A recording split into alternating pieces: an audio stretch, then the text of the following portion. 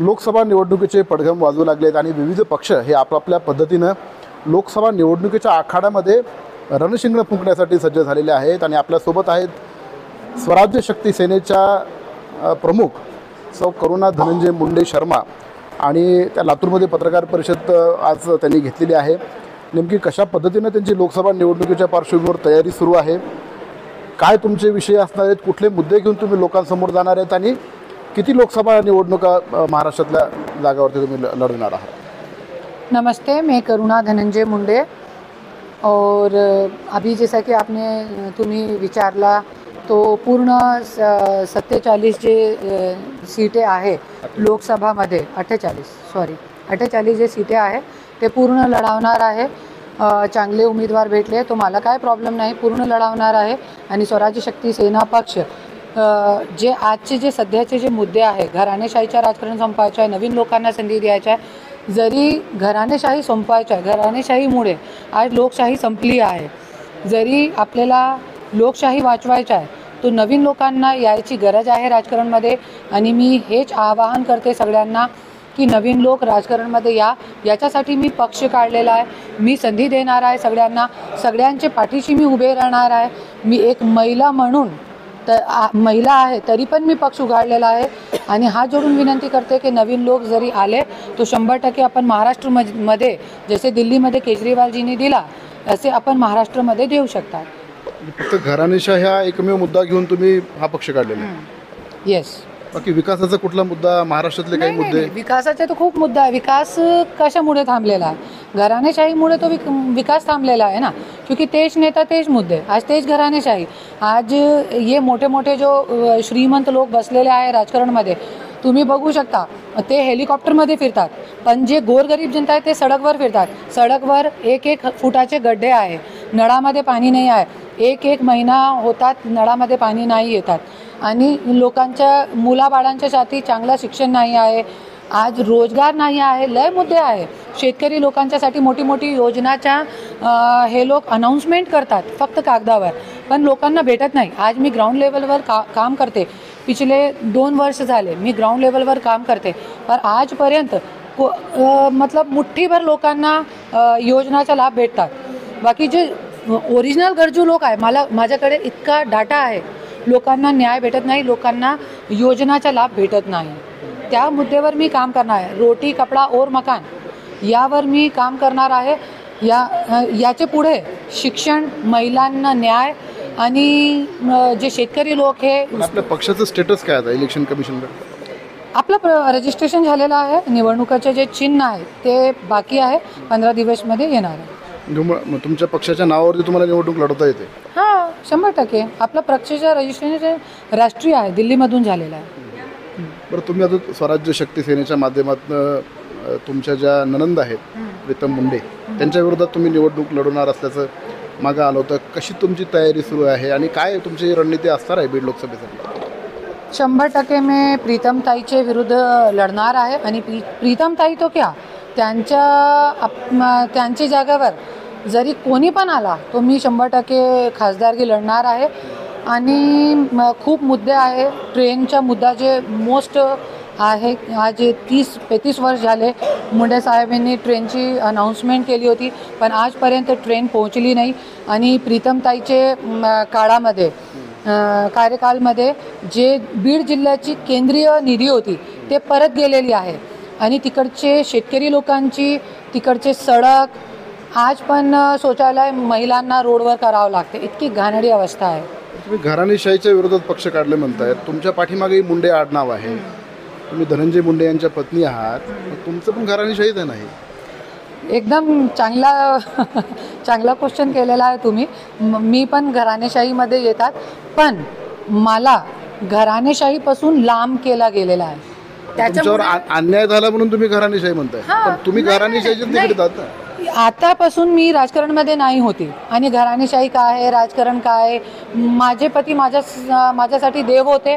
आणि मी एक देवीसारखी महिला होती. लसण प्याज खाणं पण मी पाप असा माझा विचार होता. लसण प्याज पण मी खात नाही होती. अशी मी महिला होती, तो आज घराणेशाही पासून मला लांब केला गेला आहे. आता तुम्ही काय सांगितला तुम्ही हे बघा, तुम्ही मला complete सौ करून द्या. करुणा धनंजय मुंडे हे तुम्ही नाव दिलंय. मुंडे हे नाव महाराष्ट्राच्या राजकारणातलं खूप मोठं नाव मोठं आहे. नाव आहे. तुमचे पती एक महाराष्ट्रातल्या विद्यमान सरकारमध्ये मंत्री आहे. मग तुम्ही घराणेशाहीच्या विरोधात कसं म्हणू शकता? तुम्ही जर सौ करुणा शर्मा या नावानं निवडणुकीच्या रणांगणात किंवा पक्षाच्या रणांगणात आला असतात तर ते समजू शकलं असतं. आता तुम्ही सांगितला 5 मिनिटापूर्वी करुणा मुंडे शर्मा, तो आज पत्रकार ते तुम्ही नाव लावलेलं नाहीये तिथं, तुमच्या प्रेसच्या इथं लावलं नाही, पण मी उल्लेख केला. पण मी शर्मा नाही आहे. 27 वर्षपासून 96 पासून मी धनंजय मुंडेची बायको आहे. आणि जे घराणेशाही आहे त्याच्यामध्ये मला लांब केला गेलेला आहे. त्याच्यामुळे आज मी घराणेशाहीमध्ये नाही आहे.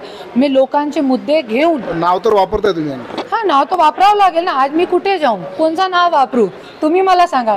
ताई तुम्ही हे नाव लावा, मी ते नाव लावते. जरी असं होऊ शकते तुम्ही ते नाव लावते. तुमचा कौटुंबिक वाद आहे, सर्वश्रुत आहे. त्या कौटुंबिक वादामुळे तुम्ही पक्ष स्थापन केलं? नाही. कौटुंबिक वाद मुळे मी हे पक्ष बीडमध्ये येऊन तुम्ही प्रीतम मुंडेंना चॅलेंज करताय. आता महायुतीमध्ये प्रीतम मुंडे आहेत, तुमचे पती पण तिकडेच आहेत. म्हणजे हे त्यांना चॅलेंज करण्यासाठीच आहे हा पक्ष?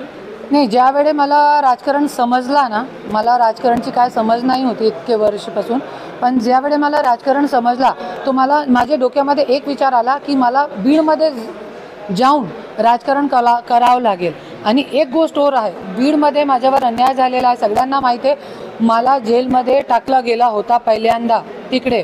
आणि 6 दिवस मी 16 दिवस होती ज्या जेलमध्ये मुंडे साहेब 16 महिने होते, त्या जेलमध्ये मी 16 दिवस होती. आणि 6 दिवस मी काय खाल्ला नाही होता तिकडे. सिर्फ एक ॲपलवर मी होती तिकडे. तो आज घराणेशाहीची गोष्ट वेगळी आहे. मला घराणेशाहीमधून बाहेर टाकला गेलेला आहे. त्याच्यामुळे आज मी लोकांचे मुद्दे घेऊन फिरत आहे. आता तुमचे बीड लोकसभा मतदारसंघ तुम्ही स्वतः थांबणार आहे म्हणून सांगितलंय. 48 लोकसभा आहेत महाराष्ट्रामध्ये. किती जागावरती तुम्ही तुमचे उमेदवार उभे करणार आहात? पक्षबांधणी कशी आहे? नेते कोण आहेत तुमच्या व्यतिरिक्त?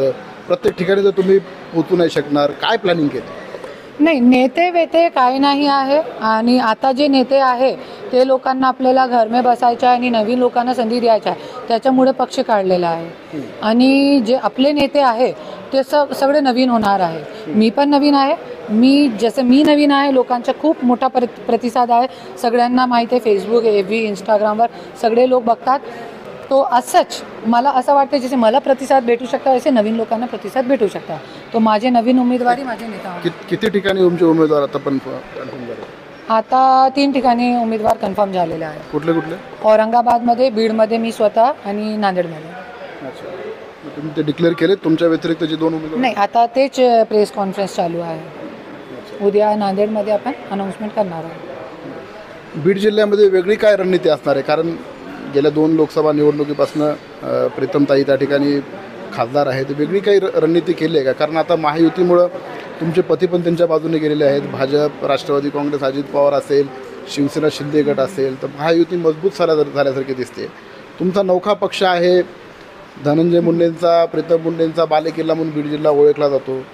कितपत हे मोठं लक्ष आहे तुमच्यासाठी? खूप मोठं लक्ष आहे. ज्यावेळे महाभारत घडली होती त्यावेळे अक्षोणी सेना, कवटी अवधी सेना एकीकडे होती आणि अर्जुन एकीकडे होता. फक्त 5 पांडव होते. आणि माझं पण तेच आहे. मी कोणत्याही व्यक्तीने मी हे विचार करत नाही माझ्यासमोर खूप मोठे लोक आहे, हे आहे. माझ्यासमोर एकदम छोटे लोक आहे. महायुती लोकांच्यासाठी महायुती आहे. माझ्यासाठी काय युतीपुती नाही आहे, काय नाही आहे. आणि हे सगळे हे लोक आहे जे महायुती में ज्या लोकांना माझ्यासाठी खूप सोपं आहे. क्योंकि जे लोकांसमोर मी लढत आहे ते लोकांची जे इमेज आहे लोकांमध्ये ते खूप झिरो झालेली आहे. त्याच्यामुळे मला असं वाटत नाही की मी खूप मोठ्या लोकांच्या समोर मी लढते. मला असं वाटते की मी खूप छोट्या लोकांच्या समोर लढते. तुमचं काही बोलणं होतं आता धनंजय मुंडे साहेबांशी? हाँ, होता है. काय मग या विषयावर काही बोलणं झालं पक्षाच्या? हाँ, ऐसा बात हुई है, पर उन्होंने बोला अभी तुम ये पक्ष बंद कर दो, पर ऐसा हो नहीं सकता. आपने क्या कहा? नहीं, ऐसा थोड़ी ना होता है. ऐसा थोड़ी ना होता है. आज पब्लिक है मेरे साथ, आज लोगों को मैं क्या मुंह दिखाऊंगी। एक स्वाभिमान की लड़ाई है ये, आज जनता की लड़ाई है। आज मैं अपने लिए लड़ते लड़ते कब मैं जनता के लिए लड़ने लगी, ये मुझे खुद को मालूम नहीं पड़ा। आपका बेटा क्या कहता है? मेरा बेटा तो थोड़ा सा एकदम न्यूट्रल स्वभाव का है वो तो वो तो थोड़ा राजकारण पसंद नहीं करता है। अभी ये आप इलेक्शन कंटेस्ट करने वाले हो, आपने पार्टी निकाली वाली है, बेटा भी उनके पापा को चाहता है, अभी अपने बात करते हो चाहता कहा है, वो आपको भी चाहता है, तो बेटे की क्या राय है? अभी ये करना चाहिए नहीं चाहिए? बुल्ले साहब तो बोल रहे नहीं करना चाहिए। बेटा मेरा मुझे साफ मना करता है, पर मैं किसी की सुनने वाली नहीं हूँ अभी।